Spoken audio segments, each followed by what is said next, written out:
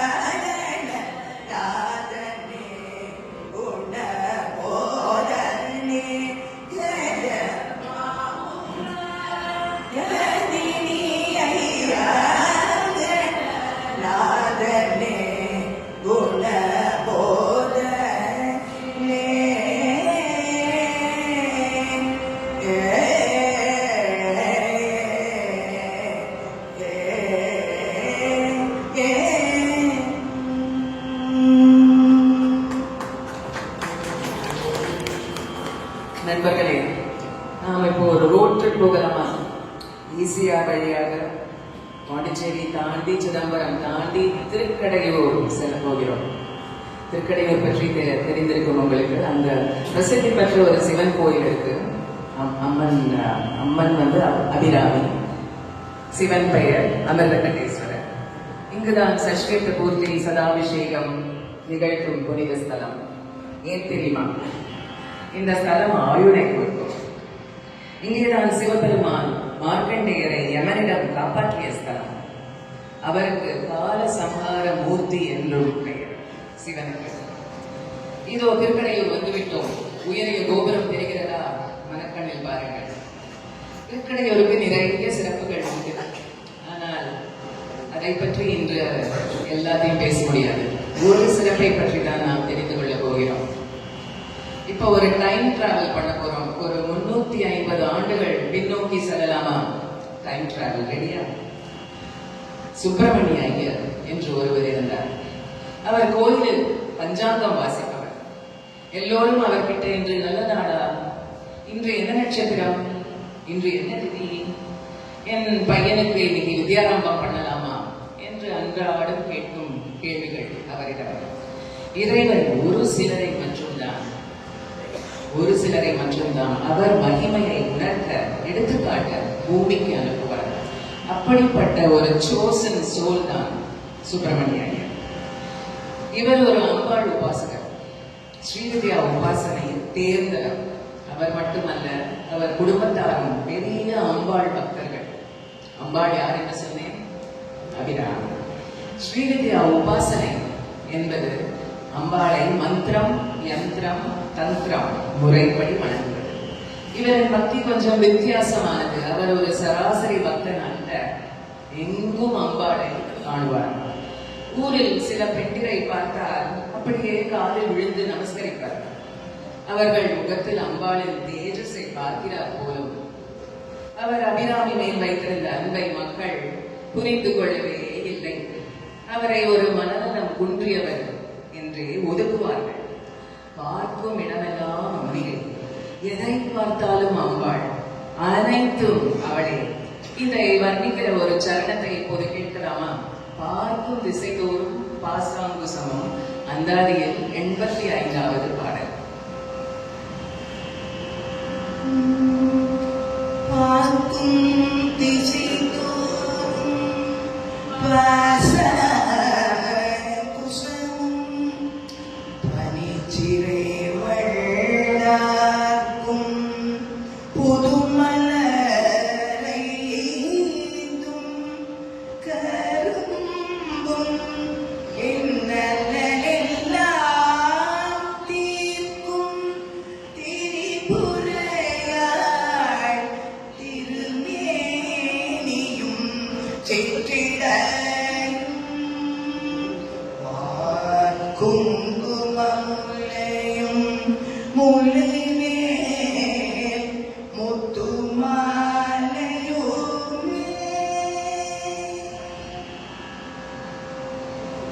இப்படி இந்த மாதிரி அம்பாள் அம்பாள், அபிராமி அபிராமி என்று சொல்லும் சுப்பிரமணியத்தை பலருக்கு பிடிக்கவே இல்லை. ராஜாவிடம் நாம் புகார் சொல்ல வேண்டும் என்று நினைத்தார்கள். அப்போ ராஜா யார் தெரியுமா? ராஜா சர்போஜி தஞ்சையை ஆண்டு கொண்டிருந்தார். திருக்கடையூரும் அவர் ராஜ்யத்தின் கீழ் தான் வந்தது. ராஜா சரபோஜி ஒரு ஆன்மீகவாதி. அவருக்கு நம் பண்பாடு, கலாச்சாரம், இறை பக்தி நிறைய உண்டு. அன்று தை அமாவாசை. சரபோஜிக்கு காவேரி பூம்பட்டினம் சென்று அங்கு அமாவாசை தர்ப்பணம் பண்ண ஆயத்தமானார். தர்ப்பணம் நல்லபடியாக முடிந்தது. தஞ்சைக்கு செல்வதற்கு முன் திருக்கடையூருக்கு சென்று சிவனையும் அம்பாளையும் தரிசிக்க வேண்டும் என்று மன்னர் எண்ணம். திருக்கடையூர் மன்னன் வருகைக்காக திமிலோகப்பட்டது. மக்கள் அமிர்தகடேஸ்வரர் கோயிலுக்கு படையெடுத்தார்கள். மன்னரையும் அவர் பரிவாரையும் காண வேண்டும் என்று எல்லோருக்கும் ஆவல். மன்னர் திருக்கடையூர் வந்தடைந்தார். முதலில் சிவன் சன்னதிக்கு சென்று தரிசனம் செய்துவிட்டு பின்னர் அம்பாள் சன்னதிக்கு சென்றார். வரிசையில் மக்கள் அவரை வரவேற்க குவித்த கைகளோடு நின்றிருந்தனர். மன்னர் அவர்களை பார்த்து தலையசைத்து பின்னர் அபிராமி அம்மன் முன் நின்றார். அங்கே ஒருவர் அம்பாளின் முன் அமர்ந்து தியானத்தில் மூழ்கியிருந்தார். சரபோஜி அவரை பார்க்க அதிகாரி ஓடி சென்று அந்த மனிதரிடம், சுப்பிரமணியம் சுப்பிரமணியம் எழுந்திருங்கள், மன்னர் வந்துவிட்டார், மரியாதை இல்லாமல் இப்படி கண்மூடி அமர்ந்திருக்கின்றீர்களே. மன்னர், யார் அந்த மனிதர் என்று கேட்க அதிகாரி, மன்னா, இவர்தான் சுப்பிரமணிய ஐயர், கோவிலில் பஞ்சாங்கம் வாசிப்பவர் என்று பதில் கூறி கோபமாய், சுப்பிரமணியம், இன்னைக்கு உமக்கு கண்டிப்பாக தண்டனை கொடுக்க போகிறார் மன்னர் என்று குரலை உயர்த்த சுப்பிரமணிய ஐயருக்கு இந்த ரகளையெல்லாம் காதிலே விழவில்லை. அவர் ஆழ்ந்த தியானத்தில் இருந்தார். அவர் மனதில் அந்த கோமளவல்லியை, அண்டமெல்லாம் காப்பவளை, அபிராமி தாயை ஊற்றி பாடிக்கொண்டிருந்தார். எப்படி பாடிக்கொண்டிருந்தார்? இதோ இப்படி.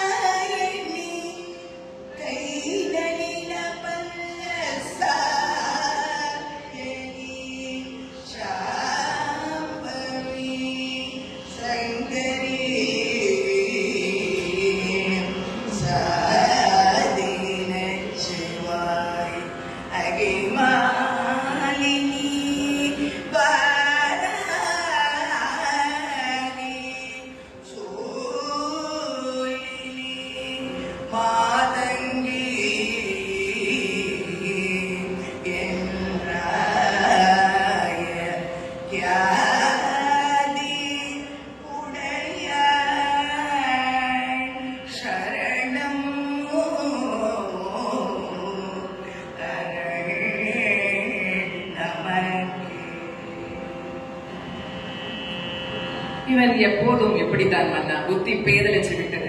எப்போ பார்த்தாலும் அபிராமி அபிராமி என்று முழுமுழுத்துக் கொண்டே இருப்பான். அவன் வேலை பஞ்சாங்கம் வாசிப்பது, அதையும் சரியாக செய்வதில்லை. அப்படியா? தன் வேலையை சரியாக செய்யவில்லையா? மன்னர் ஐயரை சோதிக்க விரும்பினார். இங்கே பார், இன்று என்ன திதி? ராஜா கேட்க சுப்பிரமணிய ஐயர் கண்களை திறக்காமலேயே இன்று பௌர்ணமி என்று பதிலளித்தார். மன்னா, பார்த்தீர்களா? இவர் சரியான பைத்தியக்காரன். இவனை சிறையில் அடையுங்கள். இப்போதுதானே நீங்கள் அமாவாசை தர்ப்பணம் பண்ணிவிட்டு வந்தீர்கள். அதற்குள்ளே பௌர்ணமி எப்படி வந்தது? நண்பர்களே, நல்லவர்களை சோதிக்க எப்போதும் பல பேர் காத்துக் கொண்டிருப்பார்கள். சுப்பிரமணிய ஐயர் அதனால் தான் என்னவோ இந்த வரியை பாடியிருப்பாரோ? அம்பிகையிடம் தனக்கு வஞ்சமில்லா இனம் தரும் என்று வேண்டினாரோ? 69வது ஸ்லோகம் கேட்போம்.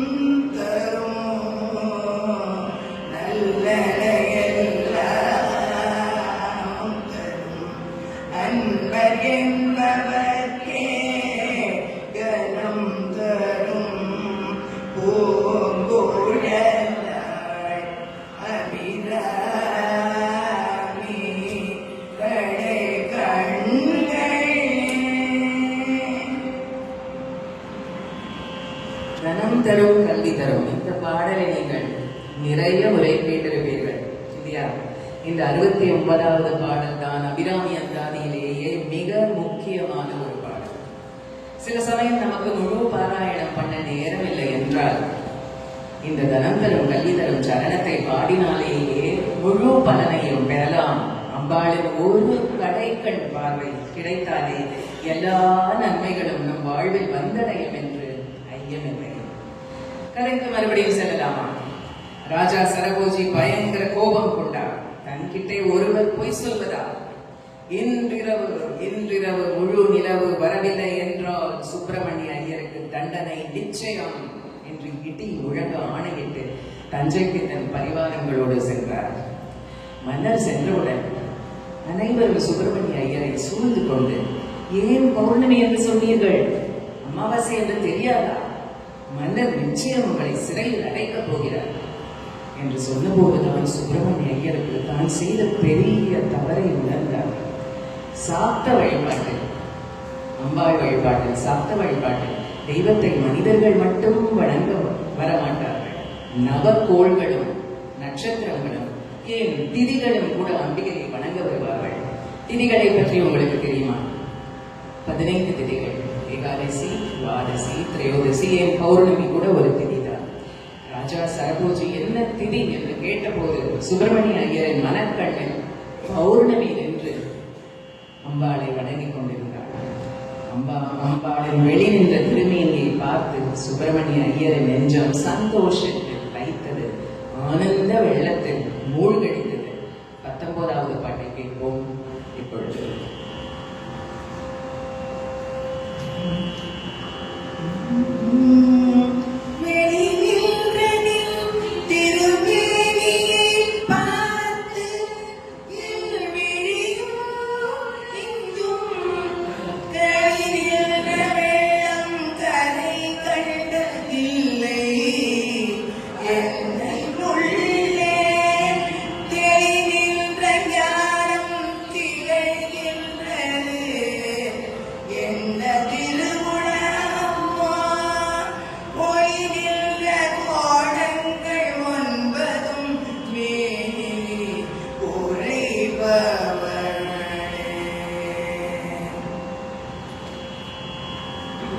சுப்பிரமணிய ஐயர் தான் பெரிய தவறை செய்துவிட்டோம் என்று எண்ணி அம்பாளிடம், அம்மா, நான் உன் புகழைத்தானே பாடிக்கொண்டிருந்தேன், ஏன் இந்த பெரிய சோதனை என் தலையில் வீழ்ந்தது?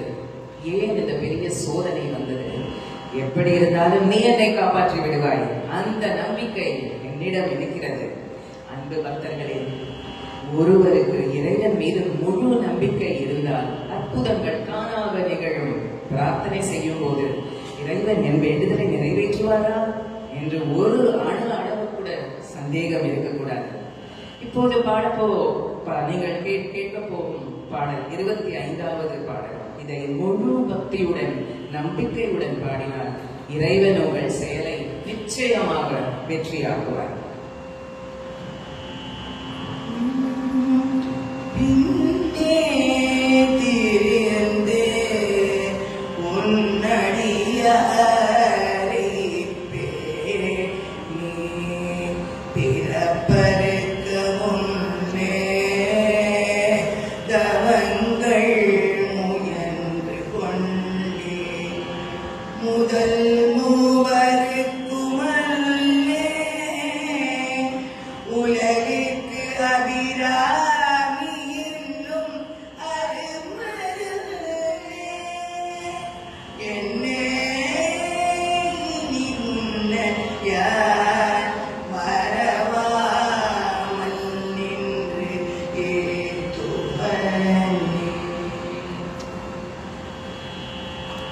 செவிவழி செய்தி சொல்கிறது, 100 கயிற்றால் உரிகண்டத்தில் கட்டி ஒரு பெரிய தீப்பிழம்புக்கு மேலே சுப்பிரமணிய ஐயரை நிறுத்தி ஒவ்வொரு பாடல் பாடி முடித்தவுடன் ஒரு கயிறு வெட்டப்பட்டது என்றெல்லாம் சொல்லுவார்கள். ஆனால் அதெல்லாம் சினிமாவுக்காக சென்சேஷனலைஸ் பண்ணது என்று கீபாஜா மற்றும் கிருபானந்த வாரியார் சொல்கிறார்கள். என்னதான் நடந்தது? சுப்பிரமணிய ஐயர் அம்பாள் சன்னதியில் நின்று அந்தாதியை பாடத் தொடங்கினார். முதலில் கணேச காப்பு. நம் மரபில் பெண் தெய்வத்தை பாடும் போது வர்ணனையை தலையிலிருந்து ஆரம்பித்து பாதம் வரை வர்ணிக்க வேண்டும். கேசாதி பாதம். ஆண் தெய்வத்தை வர்ணனை செய்யும் போது பாதத்திலிருந்து ஆரம்பித்து தலைக்கு வர வேண்டும். பாதாதி கேசம். அந்த இலக்கணத்திற்கு ஏற்ப அவரும் அம்பிகையின் வர்ணனையை உச்சந்தலையிலிருந்து பாட ஆரம்பித்தார். உதிக்கின்ற செங்கல் உச்சி திலகம். லலிதா சஹஸ்ரநாமத்திலும் உத்யத்பானோ சஹஸ்ராஹா என்றும் வருகிறது. அம்பிகையின் நெற்றி அவர் திலகம் உதிக்கின்ற சூரியனை போல் உள்ளது என்று கூறுகிறார்கள். கடைசி ஸ்லோகம் நெஞ்சில் எப்போதும் உதிக்கின்றவை என்று முடிகிறது. அந்தாதிக்கும் சௌந்தரியலகருக்கும் நிறைய ஒற்றுமை உண்டு என்று அறிஞர்கள் கூறுகிறார்கள். அவள் அழகையும் தெய்வீக தோற்றத்தையும் வர்ணிக்கிற ஸ்லோகங்கள் இதிலும் உண்டு, சௌந்தரியலகரிலும் உண்டு. இவர் பாடத் தொடங்கியவுடன் அரங்கமே அமைதியில் மூழ்கிறது. காற்று கூட வீசுவதை நிறுத்துவது போல் இருந்தது.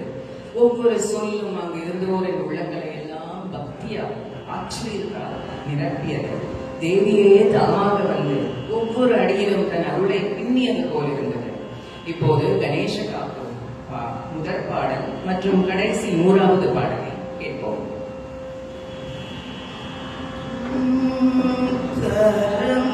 குன்றையும் செண்பகமாலையும் சாத்தும் தில்லி பூரதம் பாரது உமை மைந்தனே உலகேழும் பெற்ற ஸ்ரீர் அபிராமி அந்தாதி எப்போதும் என் சிந்தையுள்ளே காரவர்கேணி கணபதியே நிற்க உதிக்கின்ற செங்கதி உச்சித்திலகம் உடகுடையோ மதிக்கின்ற மாணிக்கம் மாதுளம் போது மலர்கமலை துதிக்கின்ற வெண்கொடி வெண்கடி குங்குமத்தோயம் திதிக்கின்ற மேனி அபிராமி எங்கள் விழுத்துணை உடைய தழுவிய கொன்றையம் தாக்கமிழ் பொங்கை வல்லி கழைய மருத திருநெடும் தோளும் கருப்பு வில்லோ விளைய பொருதிரல் வேரியம் காணவும் வெண்ணகையோ உடைய பொருகண்ணோ நெஞ்சில் எப்போதும் நினைக்கின்றவே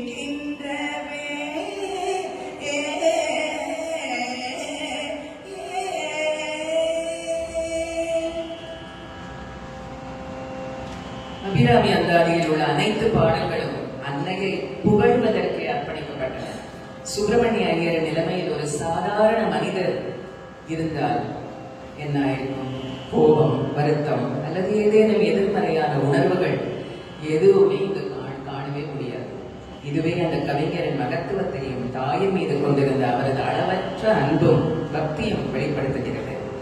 அவர் 79வது பாசுரமான விழிக்கு அருளுண்டு அபிராமவல்லிக்கு என்று பாடி முடித்தவுடன் அதிசயமாக நிலா வானில் தோன்றியது. செவிவழி செய்தி என்ன சொல்கிறது என்றால், ஸ்ரீ சக்கரம் தாங்கி காதுகளில் தாடங்கம் அணிந்திருக்கும் தேவியே அதை விண்ணில் எறிந்தாள், அது நிலாவாக தோன்றியது என்று கூறப்படுகிறது. ஆனால் கீவாஜா மற்றும் பிற அறிஞர்கள் கூறுவதாவது, ஸ்ரீவித்யா உபாசனையில் ஈடுபடும் சாக்த உபாசர்கள் அஷ்டமா சித்தி என்ற 8 அதிசய சக்திகளை உடையவர்கள். அவர்கள் மனதில் தோன்றியதை வெளிப்படுத்தும் மந்திர சக்தியை பெற்றவர்கள். சுப்பிரமணிய ஐயரின் மனதில் இருந்தது பூரண நிலா. அந்த மந்திர சக்தியின் மூலம் அதனை அனைவரும் காணும் வகையில் வெளிப்படுத்தினார். இது வரலாற்றில் மந்திர சக்தியை வெளிப்படுத்த முதல் நிகழ்ச்சி அல்ல. உதாரணத்திற்கு திருவண்ணாமலையில் அருணகிரிநாதர் தன் மனதில் இருந்த முருகப்பெருமானை, மயில் மேல் இருந்த முருகப்பெருமானை வெளிப்படுத்தி உலகம் காணும் வகையில் ஆச்சரியப்படுத்தினார். அந்த கதையை ஒரு நாள் வைத்துக் கொள்ளலாமா? அஷ்டமா சித்தி தரும் தெய்வமாகி விளங்குகின்ற பராசக்தியை புகழ்கின்ற 29வது பாடல் சித்தியும் சித்தி தரும் தெய்வமாகி திகழும் பராசக்தியும் மற்றும் 79வது பாடல் மிக முக்கியமான பாடல் இல்லையா? நிலாவந்தது விழிக்கே அருளுண்டு அபிராமவல்லி. இதை இரண்டையும் இப்பொழுது கேட்போம்.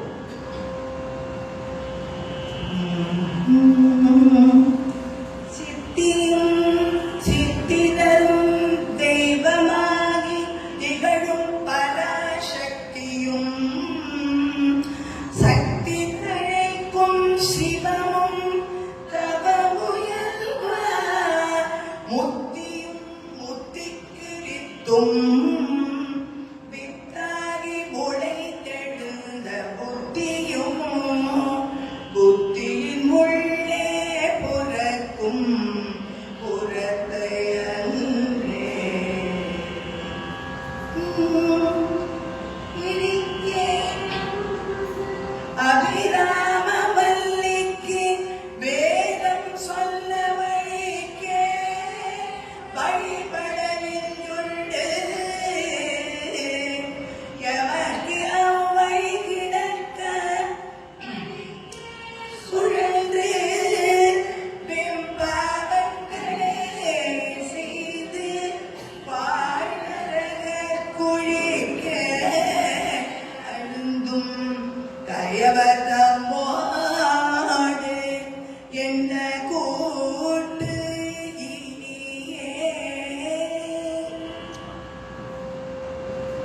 இந்த சரணத்திற்கு பிறகு நிலா வானில் பிரகாசித்தது. அதன் மூலம் சுப்பிரமணிய ஐயர் அரசர் விதித்த தண்டனையிலிருந்து காப்பாற்றப்பட்டார். ஆனால் நிலா தோன்றியதோடு அவரது அற்புத கவிதை தொடர் நிறுத்தவில்லை. அவர் அந்தாதியை முழுமையாக நிறைவு செய்தார். முழு 100 பாடல்களையும் பாடினார்.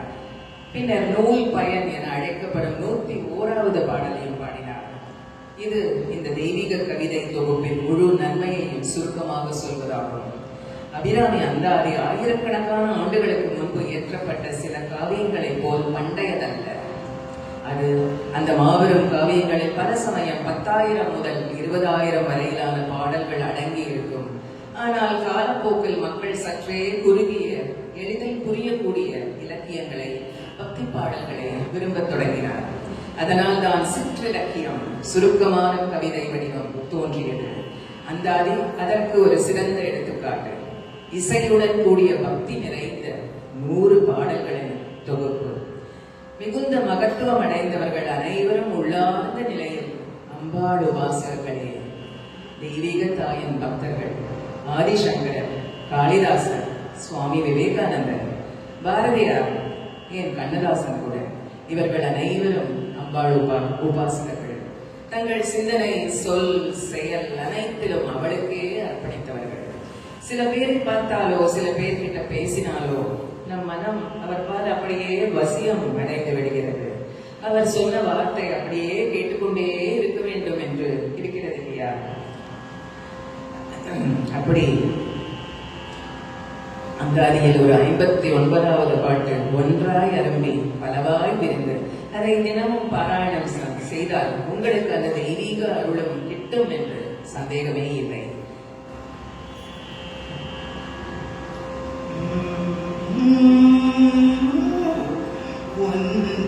ஒன்றாயரும்பி பலவாய் விரிந்து இவ்வுலகெங்குமாய் நின்றார். அனைத்தையும் நீங்கி நெஞ்சினுள்ளே ஒன்றாது நின்று புரிகின்றவா இப்பொருள் அறிவார். அன்று ஆநிலையில் துயின்ற பெருமானும் என்னையனோ.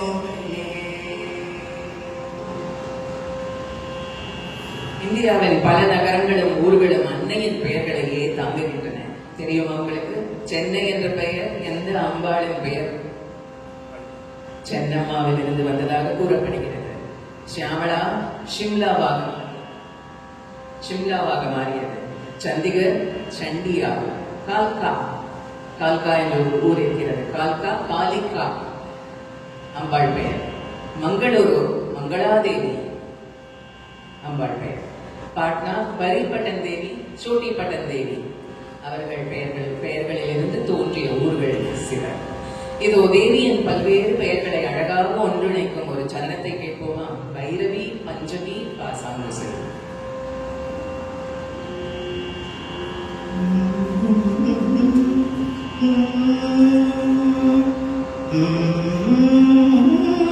பைரவி, பஞ்சமி, பாசாங்குசு,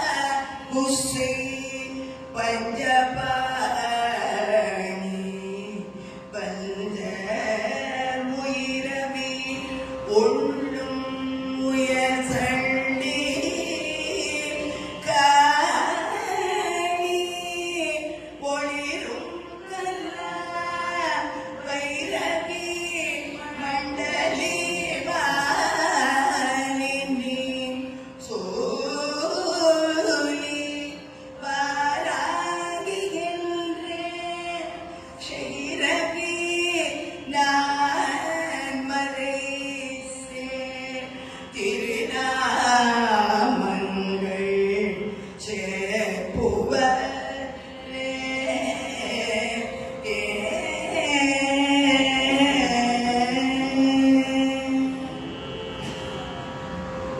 அந்த இரவில் நிலா உண்மையாகவே தோன்றியதைக் கண்டு மன்னர் சரபோஜி ஆச்சரியமடைந்தார்.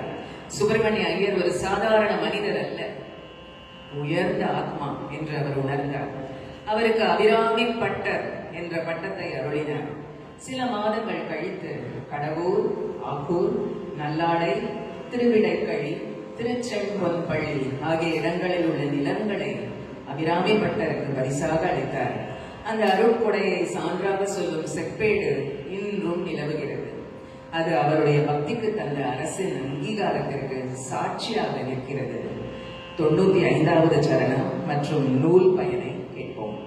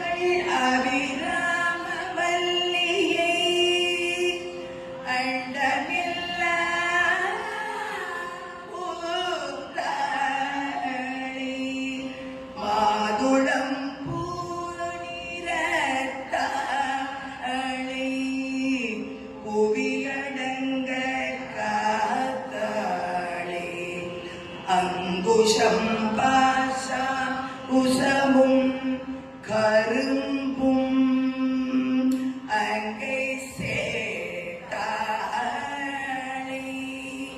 முக்கண்டியே தொழுவார்க்கு ஒரு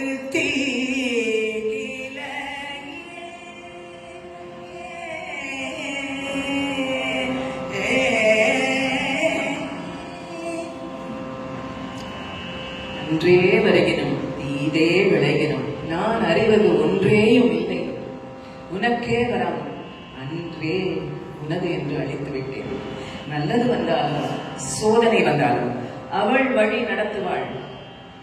அசையாத அந்த நம்பிக்கை, அழியாத அந்த பக்தி, கருணை நிறைந்த அன்பு மந்திரம். கருங்காற்றாய் சூழ்ந்த இரவை களையிட்டு உலகில் கிடைக்கும் ஒளி பொழியும் ஆன்மாவில் நிழத்தொடா ஒளியை நிரப்பும் அபிராமியை சத்தியமாய் தினமும் வழிபடுபவர்களுக்கு 16 செல்வங்களும் அந்த மங்கள விசாரி நிச்சயமாக அருள் புரிவாள்.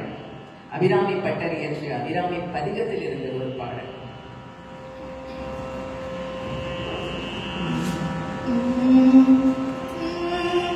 சகல செல்வங்களும் தரும் இமயகிரி ராஜதனை மாதேவி நின்னை சத்தியமாய் நித்திய உள்ளத்தில் துதிக்கும் உத்தமருக்கு இறங்கி மிகவும் அதினமதில் நோயின்மை கல்வி தனதானியம் அழகு புகழ் இளமை அறிவு சந்தானம் பலி துணிவு வாழ்நாள் வெற்றியாக நல்லூர் நுகர்ச்சி தொகை தரும் 14 தருளி நீ சுகானந்த வாழ்வழிப்பாய் சுகிதனுடசாலி பரிபாலி அனுகூலி திரிசூலி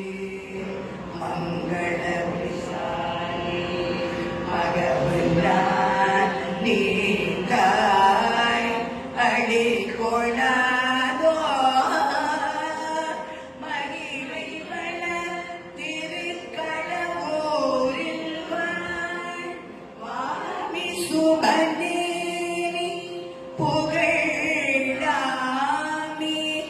சிவசுவாமி மகிழ் பாமி அபிராமி உம்மையே உம்மையே உம்மையே உம்மையே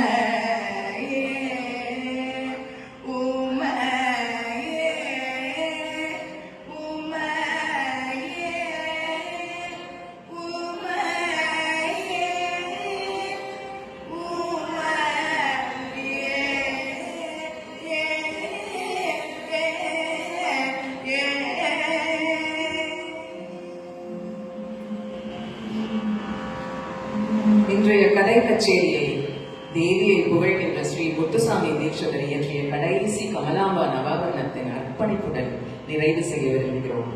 இக்கிருதி பரபிரம்மனுடன் ஆன்மாவின் ஐக்கியத்தை எடுத்து வைப்பதாகும். அது சத் சித் ஆனந்தம் எனப்படும் பரம ஆனந்த நிலையை பிரதிபலிக்கிறது. ஸ்ரீராகம் நவாபரணம்.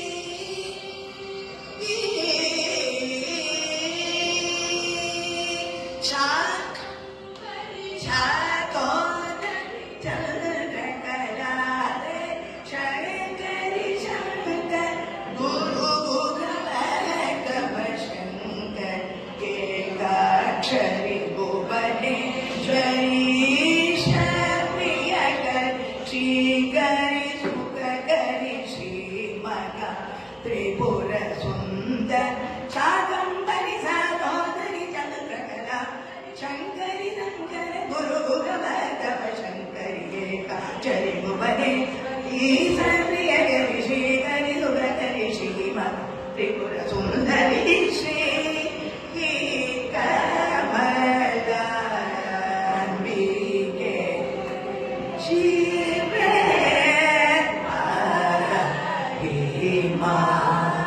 ललिते श्रीपति विनोदे सीता शिते शिव सहिते